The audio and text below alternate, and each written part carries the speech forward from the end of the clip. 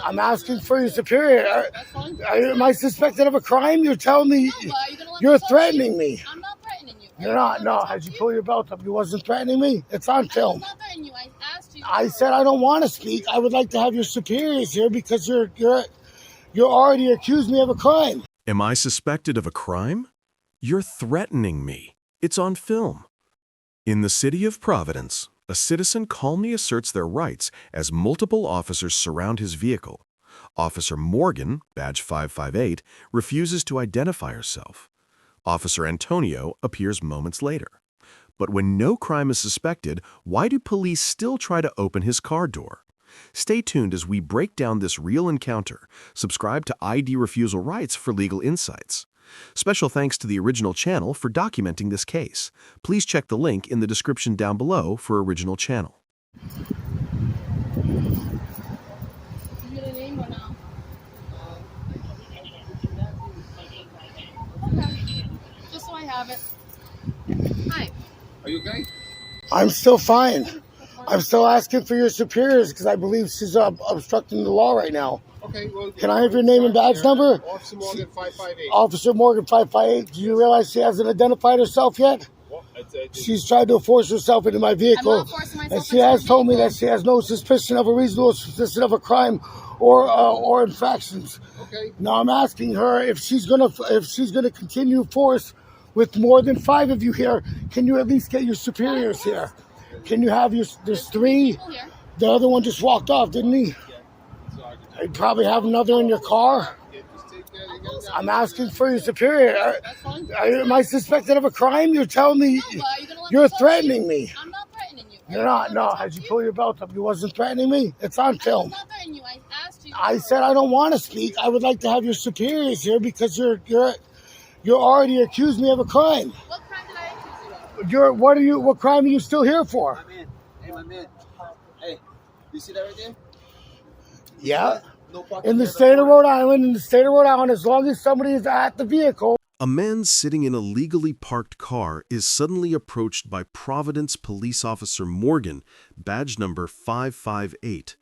She attempts to enter his vehicle without stating any reasonable suspicion of a crime, an action that directly challenges the Fourth Amendment, which protects against unreasonable searches and seizures. The citizen, remaining calm but assertive, demands a supervisor and asks multiple times if he is suspected of a crime, which is a protected question under the principles of a lawful detention. He notes that Officer Morgan has not identified herself, which, while not always required federally, is mandated by many departmental policies, including Providence Police's own general orders.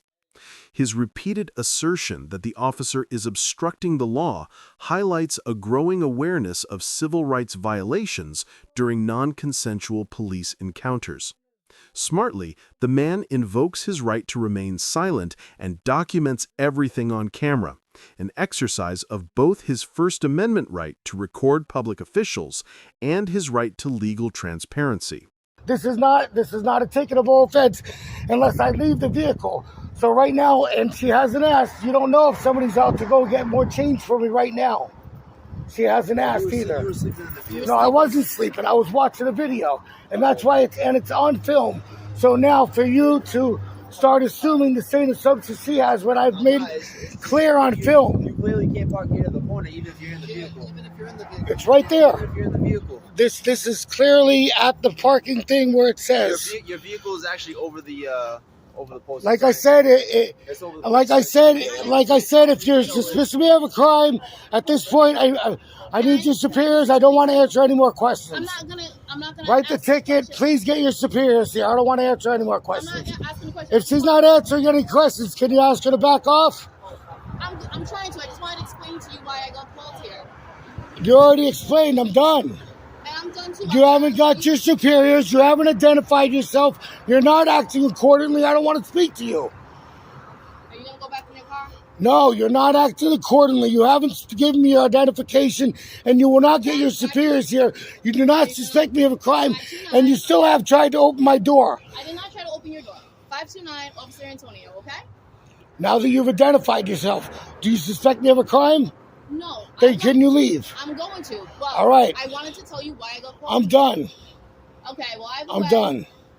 I got called here I'm because done. people were I'm concerned done. about you. You can have your superior called because you already told me that. It's on film.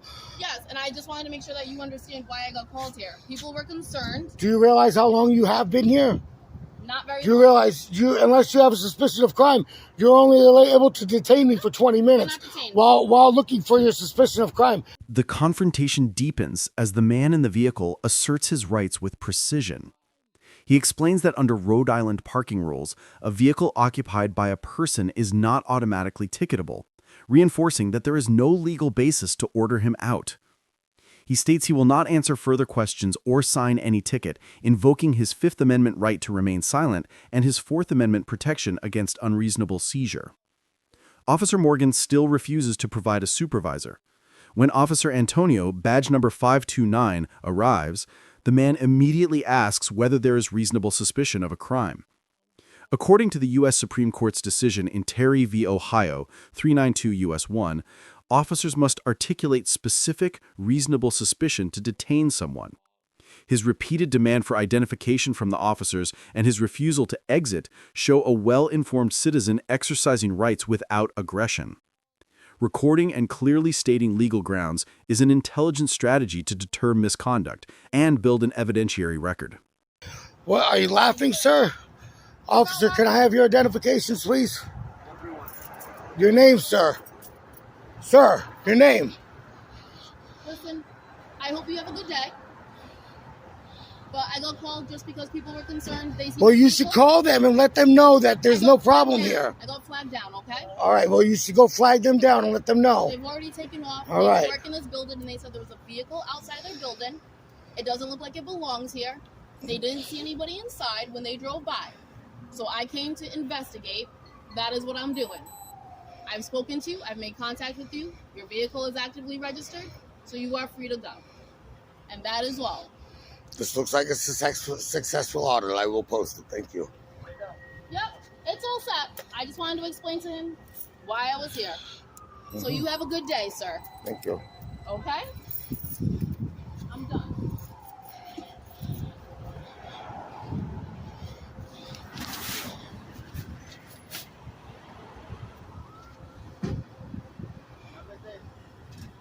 What's so funny? Come on, dude. Why you act like that?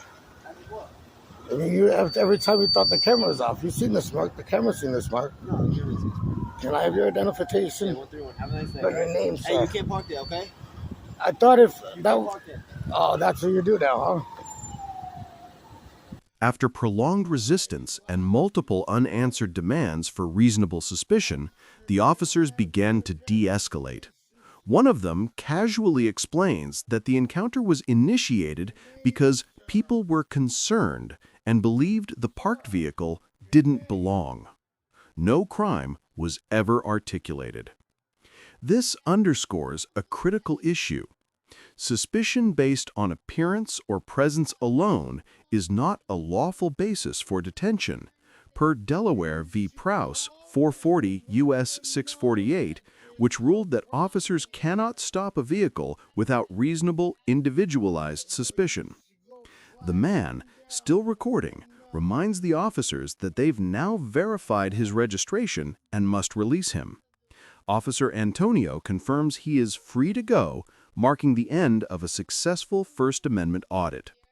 The man's sarcastic remark about how officers acted differently when the camera was off reflects distrust rooted in past misconduct.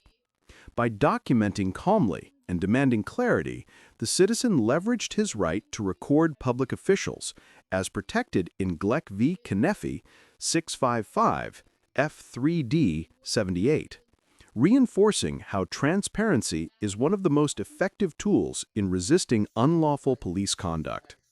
This encounter between a citizen and Providence police officers Morgan and Antonio is a clear reminder. Knowing your rights is not only empowering, it is essential.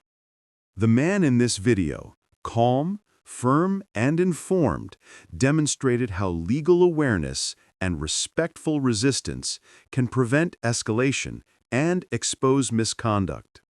He didn't shout, He didn't flee. He used the law.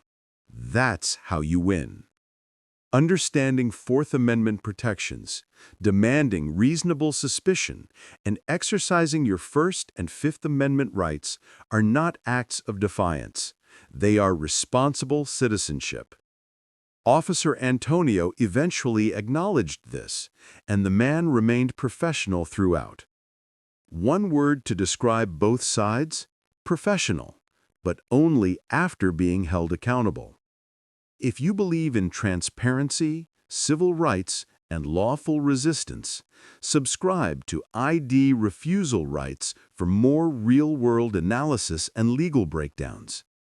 And don't forget to support the original auditor who made this possible.